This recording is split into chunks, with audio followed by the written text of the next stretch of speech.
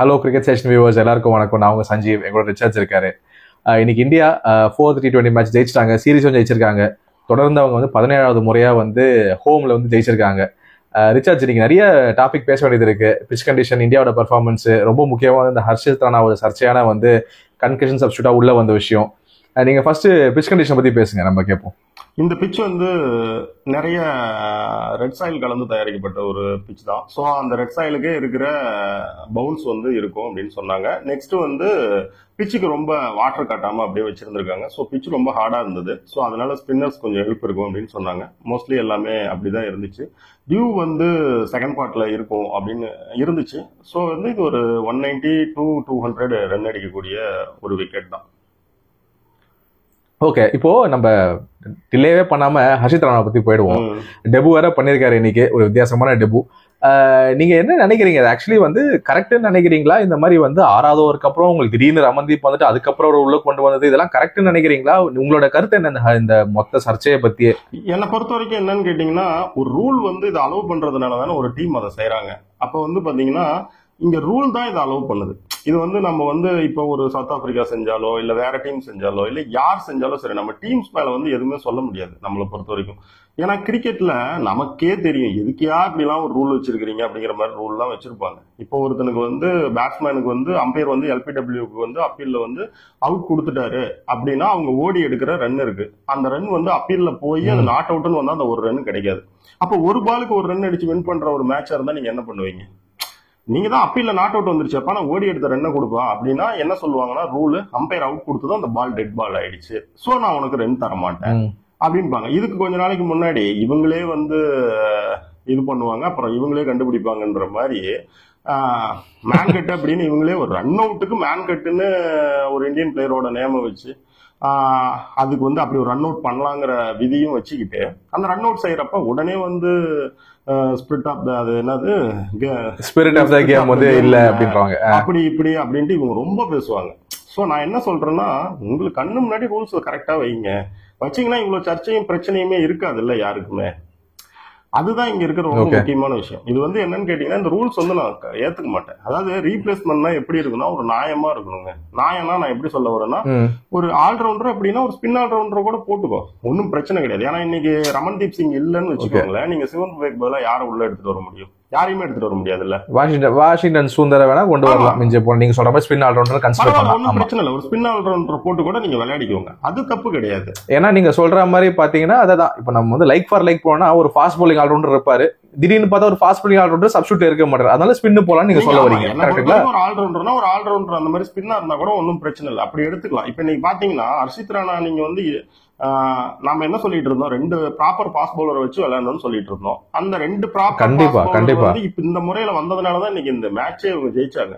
அதுல எந்த மாற்று, ஹர்ஷித் ராணா எடுத்த அந்த முதல் சொல்லுங்க. அதுல வந்து எந்த மாற்று கருத்தும் கிடையாது. ஆனா எனக்கு இந்த இதுல ரூல்ஸ் வந்து மாத்தணுங்கிறதுல நான் வந்து உறுதியா தான் சொல்றேன். அது வந்து இந்த ரூல்ஸே வந்து மொக்கையா இருக்குது.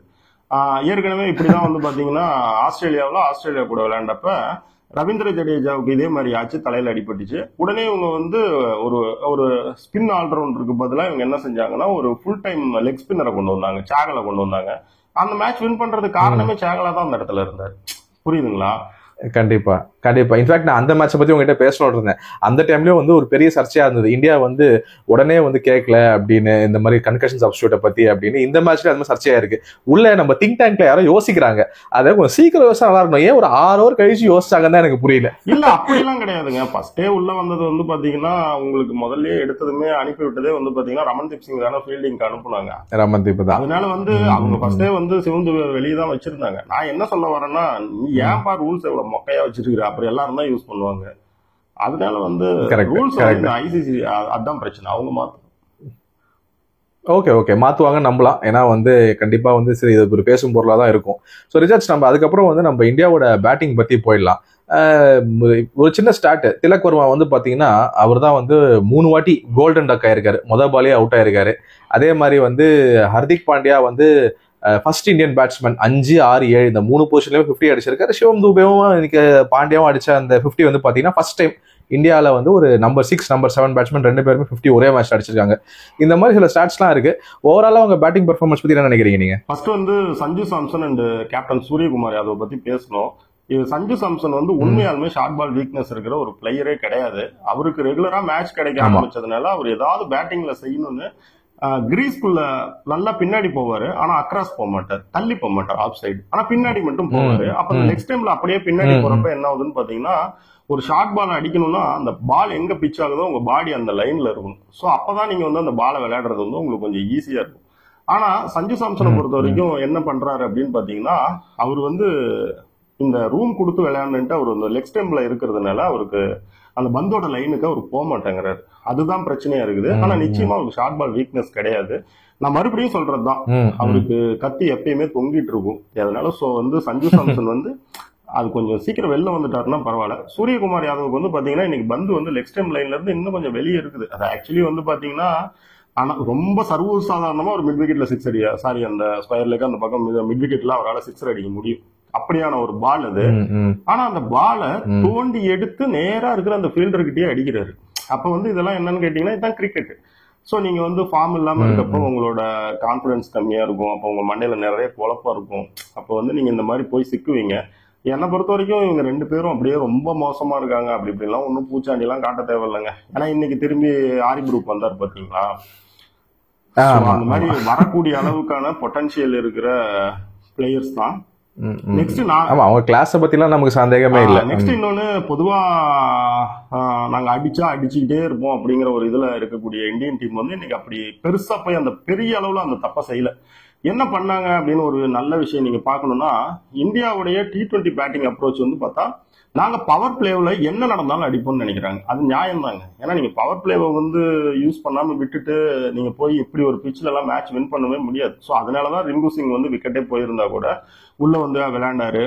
அதுல ஒரு முக்கியமான விஷயம், அபிஷேக் சர்மாவை கவனிச்சீங்கன்னா ஃபர்ஸ்ட் ஓவர்ல ஆர்ச்சரை வந்து சீவி இருப்பாரு ஒரு சிக்ஸருக்கு. ஆனா திரும்ப 3வது ஓவர்ல வந்து என்ன பண்ணுவாருன்னு பாத்தீங்கன்னா கிரவுண்ட்ல தான் விளையாடுவார். ஏன்னா மெய்டன் 3 விக்கெட் போயிருக்கு. ஆனா அட்டாக்கும் பண்ணாரு. சேம் டைம் நீ என்ன பண்ணாருன்னா கிரவுண்ட்ல அட்டாக் பண்ணாரு. அப்புறம் ஒரு லெக் ஸ்பின்னர் ஆதில் ரஷீத் வரப்பதான் அவர் கொஞ்சம் விளையாட போய் அவுட் ஆனாரு. இதுல ரொம்ப அடுத்து ஹர்திக் பாண்டியா ஆதில் ரஷீத்தோட கடைசி ஓவரோட லாஸ்ட் 2 பால்ல டிஃபென்ஸ் ஆடி அவரை நீட்டா வெளியே அனுப்பிச்சு விட்டாரு. கரெக்டா அதுல இருந்து வெளியில வந்து அதுக்கப்புறமேல இருந்த பவுலர்ஸை கரெக்டா பிக் பண்ணி அட்டாக் பண்ணாரு. இப்படி ஓவராலா எடுத்துக்கிட்டீங்கன்னா ஒரு மாதிரி புத்திசாலித்தனத்தை காட்டினாங்க. அந்த கண்டிஷனுக்கு, இந்த விக்கெட் போயிருந்த சிச்சுவேஷனுக்கு என்ன செய்யணும் அப்படிங்கறதெல்லாம் வந்து கிளியராகவே காட்டினாங்க. ரொம்ப மோசமான இதெல்லாம் டிஸ்பிளே எல்லாம் பேட்டிங் டிஸ்பிளே எல்லாம் கிடையாது. இப்போ இன்னைக்கு வந்து ஒரு சின்ன ஒரு டவுட், தூபேவை வந்து உள்ள எடுத்தாங்கல்ல, அது வந்து இந்த ஸ்பின்னை கவுண்டர் பண்றதுக்கு தானே நம்ம புரிஞ்சுக்கலாமா இல்ல வேற ஏதாவது ரீசன் இருக்குமா? வேற எதுவுமே கிடையாதுங்க. ஏன்னா நீங்க வந்து லோன்லி ஸ்பின்னர் ஆதில் ரஷீத் கடைசி 2 மேட்சா நீங்க என்ன பண்றீங்கன்னா உங்களை டாமினேட் பண்றதுக்கு ஈஸியா விட்டுறீங்க. ஏன்னா ஸ்வீப் பண்ணணும், ஒரு ஸ்பின்னரோட லைன்ல நின்று ஓடிக்க, இல்லைன்னா ஸ்டெப் அவுட் பண்ணணும். இந்த 2 செஞ்சா மட்டும்தான் ஸ்பின்னரை நீங்க ஏதாவது டிஸ்டர்ப் பண்ண முடியும். நீங்க இந்த 2மே செய்யாம ரொம்ப அவரை அப்படியே ஜாலியா விட்டுட்டாங்க. அவர் பாட்டுக்கு வராரு, ஒரு 75 ஒரு 78 அப்படிங்கிற கிலோமீட்டர்ல ரொம்ப அப்படியே தூக்கி ஆத்துறாரு. இவங்க லெப்ட் ஹேண்டர் கூட என்ன பண்றாங்கன்னா ஸ்டெப் அவுட் பண்ண மாட்டேங்கிறாங்க. சோ அதனால வந்து அது இங்கிலாந்துக்கு வந்து ஒரு ரொம்ப ஒரு பெரிய பாசிட்டிவான விஷயமா இருந்துச்சு. இன்னைக்கு கரெக்டா நீங்க தூபேவை கொண்டு வந்ததும் பாத்தீங்கன்னா பட்லர் ஒரு கேட்ச் விட்டாரு. கிரிக்கெட்ங்கிறது வந்து என்னன்னு கேட்டீங்கன்னா அதிர்ஷ்டமும் சேர்ந்ததுதான். சோ அதிர்ஷ்டத்தை வந்து நம்ம வந்து கேவலமா சொல்ல முடியாது. அவர் கேட்ச் விட்டாரு, அது ஓகே. ஆனா பட் அதுக்கு பின்னாடி சிவம் துபே எப்படி விளையாண்டாருன்னு பாத்தீங்கன்னா அவர் ஒரு ஸ்பின் டெமாலிஷர். அவருக்கு அப்படி ஒரு ரோல் இருக்கு. அதுக்கு அவர் ரொம்ப கிளியரா விளையாண்டாரு, நீட்டா விளையாண்டாரு. இது வந்து நான் உங்ககிட்ட கேக்குறேன். சொல்லுங்க. அதான் அவர் வந்து அந்த ஆதில் ரஷீத்தை வந்து அட்டாக் பண்ணாம இருந்திருந்தாருன்னா நம்ம மாட்டிருப்போம். ஏன்னா அந்த ஓவர்லயே ஒரு கேட்ச் மிஸ், ஃபர்ஸ்ட் பாலே ஒரு கேட்ச் மிஸ். ஆனா அந்த ஓவரோட லாஸ்ட் பாலே அவர் பிக் பண்ணி ஒரு 6 அடிச்சாரு. மேல பந்து பார்த்ததுமே போனாரு. ஓகே, இந்த இடத்துல எனக்கு ஒரே ஒரு கேள்விதான் உங்ககிட்ட கேட்கணும்னு தோணுது. நம்ம தூபே வந்து ஒரு முக்கியமான பிளேயரா தான் இருந்தார் நம்ம வேர்ல்ட் கப் வரைக்கும், சரிங்களா? அதுக்கப்புறம் நமக்கு வந்து பாண்டியா வந்து மெயின் ஃபாஸ்ட் பாலிங் ஆல்ரவுண்டர், இப்போ நிதிஷ் ரெட்டி, நிறைய ஆல்ரவுண்டர்ஸ் இருக்காங்க. இந்த ஒரு இன்னிங்ஸ் வந்து திரும்ப வந்து அவரை வந்து இந்த வேர்ல்ட் கப் 2026 வேர்ல்ட் கப்ல வந்து ஒரு முக்கிய புள்ளியா வந்து அவரை கொண்டு வருமா இல்ல எப்படி, இல்ல இன்னும் அவர் வந்து பேக்கப்பா தான் இருப்பாரா நிதிஷ் ரெட்டிக்கே திரும்ப வந்தாருன்னா? இது வந்து எனக்கே ஒரு டவுட்டான இதாக தான் இருக்கு. ஏன்னு கேட்டீங்கன்னா இது இப்போதைக்கு எதுவும் சொல்ல முடியாது. எப்படியுமே இவங்க இந்தியாவுக்குள்ள எல்லாம் பெரும்பாலும் ஸ்பின்னுக்கு சப்போர்ட்டிவான பிச்சு தான் இருக்கும். சிவம் துபேக்கு வந்து அங்க ஒரு முக்கியமான ரோல் இருக்கு. ரோஹித், டிராவிட், அகர்கர் வந்து சிவம் துபேவை நம்பி பிக் பண்ணி கூட்டு போனாங்க, போய் கப் அடிச்சுட்டும் வந்திருக்காங்க. கம்பீர் கிட்ட கூட பாத்தீங்கன்னா, கம்பீர் இல்லாத சீரீஸ்ல வந்து பாத்தீங்கன்னா ஜிம்பாப்வேல வந்து ஜிம்பாப்வே சீரீஸ்ல அவர் இருந்தாரு. அடுத்து எதிர்பாராத விதமா இன்ஜுரி ஆச்சு. சோ இன்ஜுரி ஆனதுனால அவர் திரும்ப டீமுக்குள்ள வர முடியாம இருந்தாரு. அப்புறம் நிதிஷ்குமார் ரெட்டி நல்ல ஃபார்ம்ல இருக்கும், அவங்க அப்படியே அவரை புடிச்சிட்டு போனாங்க. ஆனா வந்து சிவம் துபேக்கு வந்து மொத்தமா மூடிட்டாங்க அப்படிங்கிற மாதிரி எல்லாம் கிடையாது. அப்புறம் இன்னைக்கு இப்படி ஒரு இன்னிங்ஸ் வேற அவர் விளையாடி இருக்காரு. சோ வந்து அவருக்கு எனக்கு என்ன தோணுதுன்னா, அந்த நிதிஷ்குமாரோட அந்த ஒரு போலிங் இருக்கு பாத்தீங்களா, அது வந்து ஒரு மேபி ஒரு சின்ன ஒரு 51-49 ஒரு சின்ன பர்சன்டேஜ் அவருக்கு ஒரு அட்வான்டேஜ் கொடுக்கணும்னு தோணுது செலக்ஷன் வரும்போது. அந்த ஒரு இது இருக்கு. எல்லாமே என்ன பண்ணணும்னு பாத்தீங்கன்னா, இதுக்கு நடுவுல இன்னும் 2 IPL இருக்குங்க. அதனால நிறைய போகும், நிறைய விஷயங்கள் போகும். கரெக்ட். அது உண்மைதான். அது நம்ம பொறுமையா கூட பேசலாம். பத்தி ஒரு விஷயம் சொல்லி ஆகணும். அவரு ரெண்டாவது கண்டிப்பா தேர்ட் மேட்ச்ல எந்த இடத்துல வந்து எதை செய்யாம விட்டுட்டு போனாரோ இன்னைக்கு அதை சிறப்பா செஞ்சுட்டாரு. ஹார்திக் பாண்டியாவை பத்தி என்ன சொல்றது, அவருக்கு வந்து அவரை பெரும்பாலும் நீங்க ஒரு 5th அந்த மாதிரி இடங்கள்லாம் அனுப்ப கூடாதுங்கிறது தான் நான் நிறைய டைம் யோசிக்கிற விஷயம், சொல்ற விஷயம். நீங்க அவருக்கு வந்து ஒரு பினிஷிங் ரோல் கொடுத்து அவர் அங்கேயே வச்சுக்கோங்க, புரியுதுங்களா? மத்தவங்க விளையாட்டு, ஏன்னா இது வந்து ஒரு எக்ஸ்பீரியன்ஸ் கை.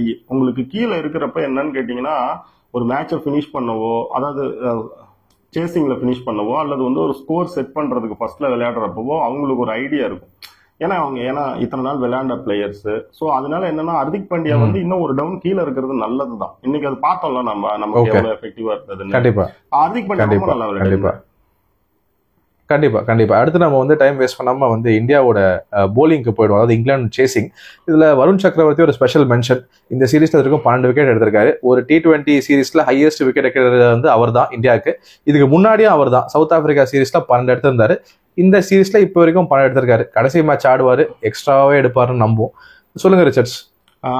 ஃபர்ஸ்ட் வந்து டியூ வந்ததுனால பாத்தீங்கன்னா இந்தியா வந்து ஒரு 180 அந்த மாதிரி இருக்காங்க. ஒரு 10 ரன் 15 ரன் கீழே இருக்காங்க. ரெண்டாவது டியூ இருக்கிறதப்ப நமக்கு இன்னும் ஒரு 10 ரன் 15 ரன் தேவை. அப்படி இப்படின்னு எடுத்துக்கிட்டீங்கன்னா இந்தியா அந்த மேட்ச்ல ஒரு 20 ரன் கம்மியா இருக்கிறாங்கன்னு நீங்க சொல்லலாம். அந்த சிச்சுவேஷனுக்கு அப்படி இருக்கிறப்ப பாத்தீங்கன்னா பவர் பிளேல வந்து ஒரே விக்கெட் 60 ரன். இப்படி இருக்கிற மேட்சை தோக்கணும்னா இங்கிலாந்து மாதிரி ஒரு அப்ரோச் வச்சிருந்தா மட்டும்தான் தோக்க முடியும். வேற யாராலையும் இந்த மேட்சை தோக்கவே முடியாது. அது எப்படின்னா, இத்தனை நாள் எல்லாரும் மோசமா விளையாண்டப்ப ஒழுங்கா விளையாண்ட பட்லரு, எப்ப அதான் எல்லாரும் நீங்க நல்லா விளையாடுறீங்களே அப்படிங்கிற மாதிரி நீங்க கிளம்பி போனாரு. அந்த யாரோ ஒருத்தர் அந்த சேசிங்கான பொறுப்பு எடுத்துக்கணும். நல்லா கவனிங்க, பவர் பிளேவில் 60 ரன். உங்களுக்கு மிடில் ஆர்டர்ல வந்த ஹாரி ப்ரூக் வந்து இன்னைக்கு 200 ஸ்ட்ரைக் ரேட்ல ஒரு 50, புரியுதுங்களா? அப்படி இருக்கிறப்ப இந்த டீம் இந்த மேட்ச கோட்டை விடுது அப்படின்னு வச்சுக்கோங்களேன். மறுபடியும் இந்த ஸ்பின்னர்ஸ் அவங்க எப்படி விளையாண்டாங்க? நான் என்ன கேக்குறேன்னா, வருண் சக்கரவர்த்தியோட அந்த ஓவர் ஏன்பா அவ்வளவு கஷ்டப்பட்டு விளையாடுறீங்க? அந்த ஓவர்ல அப்படி என்னப்பா உங்களுக்கு இருக்கு? அதான் 2 வந்துருச்சேப்பா, புரியுது? அவங்க மேட்ச் அந்தந்த இடங்கள்லயே அவங்க ஒரு அப்ரோச்சோட தான் போனாங்க, வருண் சக்கரவர்த்தி டார்கெட் பண்ணணும்னு. அப்போ அது நான் என்ன சொல்ல வரேன்னா, நீங்க அந்த இடத்துல எங்க இருக்கிறீங்கன்னு கேக்குறேன். ஆக்சுவலி நீங்க ஒரு பவுண்டரி ஆடிட்டீங்க, உங்களுக்கு அந்த ஓவரை நெருக்கி தள்ளிட்டு போலாம். இதே ஆதில் ரஷீதோட ஓவரோட ஸ்பெல்லோட கடைசி 2 பால் ஹார்திக் பாண்டியா ஏன் டிஃபென்ஸ் ஆனாரு? அதுக்கான ரீசன் இருக்குல்ல. சோ அந்த மாதிரிதான் நீங்க விட்டுட்டே போங்கப்பா. நீங்க விட்டீங்கனாலே அந்த இடத்துல இருந்து நீங்க மேட்சை திரும்ப எடுத்துக்கலாம். ஒரு ஹார்திக் பாண்டியா பவுலிங் வரலன்னா என்ன, ஹர்ஷித் ராணா வந்து கன்கஷனுக்காக வந்திருந்தா கூட ஹர்ஷித் ராணா விளையாட முடியாதா? அது இந்த பிச்சில் பந்து வந்து பேட்டுக்கு நல்லா கொஞ்சம் டியூவால ஸ்கிட் ஆகி வருது, உங்களால விளையாட முடியாதா? அவங்க அப்ரோச்ச வந்து நான் கண்டினியூவா நான் அடிச்சுக்கிட்டே இருப்பேன் என்ன சிச்சுவேஷன்லயும் அப்படிங்கிறப்பதான் அவங்க மாட்டுறாங்க. இதை யார் இந்த முடிவு எடுத்தாலுமே கிரிக்கெட்ல மாட்டுவாங்க. நம்ம சொல்றதுதான், அஸ்வின் சொல்றதுதான், அதேதான் நம்மளோட பாலிசியும். சிம்பிள் தான். கிரிக்கெட்ல ராஜா கண்டிஷன் தான். நீ அதை மதிக்காம நீ பாட்டுக்கு ஏதோ ஒன்று பண்ணிட்டு இருப்பனா என்னைக்காவது ஒரு நாளைக்கு தான் கிளிக் ஆகும். அது எல்லா நாளும் கிளிக் ஆகாது, கொண்டு போய் தள்ளி விட்டு போகுது. கரெக்ட் தான். அண்ட் முக்கியமா வந்து இன்னும் ஒரே ஒரு விஷயம் தான் ரிச்சர்ட்ஸ், நம்ம வந்து அந்த 2 பேசரை பத்தி ரொம்ப காலமா பேசிட்டு இருந்திருக்கோம். இன்னைக்கு வந்து ஹர்ஷித் ராணா உள்ள வந்தது ஒரு பிளெஸிங்கா தான் இருந்தது அவங்களுக்கு, அதாவது இந்தியன் டீமுக்கு சொல்றேன். ஆனா வந்து பாத்தீங்கன்னா இப்போ வந்து ஃபர்ஸ்ட் ஸ்டார்டிங்ல ஹர்ஷ்தீப் வந்து அவர் வந்து ரன்ஸ்க்கு போயிட்டாரு முதல் ஓவரே. ஸோ அதுவே வந்து ஒரு இந்தியன் டீமோட ஒரு மொமெண்டம் வந்து சீர்குலைச்சிருச்சுன்னு நம்ம சொல்ல முடியுமா? இன்னொரு பேசுற கண்டிப்பா அவங்க வந்து போய் ஆகணுன்றதுல இன்னும் நம்ம உறுதியா இருக்குமா? எப்படி இல்லைங்க, நமக்கு நீங்க வந்து உங்களுக்கு வந்து என்னன்னா, நீங்க வந்து எப்படி சொல்றதுன்னா, ஹார்திக் பாண்டியா மாதிரி ஒரு பவுலரை நீங்க செகண்ட் பவுலரா வச்சு விளையாடணும்னா எங்க விளையாடலாம்னு கேட்டீங்கன்னா, ஷார்ஜாவில் ஒரு ஸ்லோ பிச் கொடுப்பானுங்க தெரியுங்களா, 110 நீ அடிச்சிட்டனா நீ வின்னு. அப்படிங்கிற மாதிரி ஒரு பிச்சு, ஒரு ஸ்லோ பிச்சு. அதுல நீங்க ஒரு செகண்ட் பவுலரா ஹர்திக் பாண்டியாவை கூட்டு போய் நீங்க வச்சு விளையாடுறீங்கன்னா ஓகே. ஆனா ப்ராப்பரா இந்த செட்டப்புக்கு உங்களுக்கு வந்து என்ன வேணும்னு பாத்தீங்கன்னா உங்களுக்கு செகண்ட் ஃபாஸ்ட் பவுலர் இருக்கணும். ஏன்னா இவங்க 2வது மேட்சே ஒரு மாதிரி தத்தளிச்சு தாங்க ஜெயிச்சாங்க சென்னையில, புரியுதுங்களா? இந்த மேட்ச் என்னமோ அப்படியே இவங்க ஒன் சைடடா ஒன் ஹேண்ட்ல அப்படியே இந்த சீரீஸை வின் பண்ணிட்டுலாம் போக கிடையாது. அதனால இல்ல தப்பா சொல்லல, நான் என்ன சொல்ல வரேன்னா இந்த சீரீஸ் வந்து ரொம்ப ஈஸியா ஜெயிச்ச சீரீஸ் எல்லாம் கிடையாது. ஜெயிச்சிட்டோம். இன்னைக்கு ஒரு கன்கஷன் வந்துச்சு, ஹர்ஷித் ராணா வந்தாரு, அப்படி இப்படி இதுக்குள்ள நிறைய விஷயங்கள் இருக்கு. அன்னைக்கு வந்து திலக் வர்மா வந்து தனியா இன்னொரு இன்னிங்ஸ் விளையாடினாரு, அப்படின்னு நிறைய இருக்கு. எதனாலனா உங்களோட இந்த 3 ஸ்பின்னர் அணுகுமுறை வந்து உங்களை ரொம்ப ஈஸியாலாம் வெற்றிக்கு கூட்டிட்டு போகலன்னு சொல்றேன், புரியுதுங்களா? கண்டிப்பா. ஏன்னா ஜெயிச்ச அணுகுமுறையை பத்தி விமர்சிக்க கூடாதுன்னு சொல்லுவாங்க. ஆனா நீங்க ஜெயிச்சிருந்தாலுமே அது வந்து அவ்வளவு பெரிய கரெக்டான அது அப்ரோச் கிடையாது. அந்த திட்டம் வந்து கரெக்டான திட்டம் கிடையாது. ஓகே ஓகே ஓகே ரிச்சர்ட்ஸ், இன்னும் நிறைய மேட்சஸ் இருக்கு, T20 மேட்ச் இருக்கு. இவங்க எந்த மாதிரி காம்படிஷன்லாம் வந்து ட்ரை பண்றாங்க நம்ம பார்ப்போம். உங்களுக்கு வேற ஏதாவது பாயிண்ட்ஸ் இருக்கா ரிச்சர்ட்ஸ் இன்னைக்கு மேட்ச் சீரீஸை பத்தி? எனக்கு வந்து என்னன்னு கேட்டீங்கன்னா ரொம்ப ஒரு சிம்பிளான விஷயம் என்னன்னா, இந்த கன்கஷனுக்கு வந்து ஹர்ஷித் ராணாவை வந்து அந்த ரூல்ஸ் அனுமதிச்சதுல வந்து நமக்கு உடன்பாடு கிடையாது. அந்த ரூல்ஸ் வந்து மாத்தப்படணும் அப்படின்னு நான் சொல்றேன், புரியுதுங்களா? அப்ப ஒரு டீம் வந்து அதை யூஸ் பண்ணிக்கிறாங்க அப்படின்னா ரூல்ஸ் அப்படி இருக்கிறதுனால யூஸ் பண்ணிக்கிறாங்க. நம்ம வெளியில உட்காந்துட்டு அதை ஏன் நீ பயன்படுத்தினா, அதை எப்படி நீ இது பண்ணலாம், நியாயம் நேர்மம் தர்மம் அதெல்லாம் பேச முடியாது. அது வந்து டீம் மேனேஜ்மெண்டோட முடிவு. அது உங்களுக்கு ரூல்ஸ் ஒன்று இருக்குதுன்னா அந்த ரூல்ஸ் அவங்க எடுத்துக்கிறாங்க. சோ வந்து அதை நம்ம எதுவுமே சொல்ல முடியாது. ஏற்கனவே இப்படி நடந்திருக்கு, நம்ம பார்த்துருக்கோம். அப்புறம் நீங்க இனிமேலாவது அதுக்கான ரூல்ஸை வந்து கொண்டு வரதுக்கு பார்க்கணும். 2வது வந்து சஞ்சு சாம்சன் அண்ட் சூரியகுமார் யாதவ் வந்து ரன்ஸ் வரல, அவங்க ஃபார்ம் வந்து சூர்யாவுக்கு பிரச்சனையா இருக்கு. சஞ்சுக்கு பிரச்சனையா இருக்கிறது என்னன்னா அந்த செல்ஃப் கான்பிடன்ஸ், அந்த மனசுக்குள்ள இருக்கிற சின்ன சின்ன டவுட்ஸ். அது வந்து அவரோட அந்த புதுசா ஏற்படுத்தின அந்த திட்டங்கள்ல இருக்கிற அந்த டெக்னிக்ல இருக்கிற பிரச்சனை தான். அது சரியாயிடும் என்னை பொறுத்த வரைக்கும். அது நம்பிக்கை இருக்கு. அவங்கள ரொம்ப பயங்கரமா, ஏன்னா சில பேர் இப்பயே டீம் விட்டு தூக்கணும்லாம் பேசுவாங்க, அந்த மாதிரி ஆளுங்களுக்காக சொல்றேன். ஏன்னா ஜெய்ஸ்வால் பின்னாடி ரெடியா இருக்காருல்ல, யாரு மேல கத்தின்னு தெரியாது. அதனால நான் என்ன சொல்றேன்னா அந்த அளவுக்கு கிடையாது. சோ வந்து அவங்க வந்துருவாங்க. அது ஒன்றும் அவ்வளவு மோசமான விஷயம், கவலைப்பட வேண்டிய விஷயம் கிடையாதுன்னு வச்சுக்கோங்களேன். ஓகே, அது எல்லாமே இந்த பக்கம் ஒரு வின் பண்ணிருக்காங்க, ஏன் பேர் வைக்கணும்? சரி, கண்டிப்பா கண்டிப்பா கண்டிப்பா. ஸோ சீரீஸ் வின் பண்ணிட்டாங்க. 4வது மேட்ச் முடிஞ்சிருச்சு. அடுத்த மேட்ச் முடிவில் நம்ம இதே மாதிரி ஒரு மேட்ச் அனலிஸ்டோட சந்திப்போம். இப்போதைக்கு உங்க இன்புட்ஸ்க்கு ரொம்ப நன்றி Richards. Thank you. Thank you Sanjay. Thank you viewers.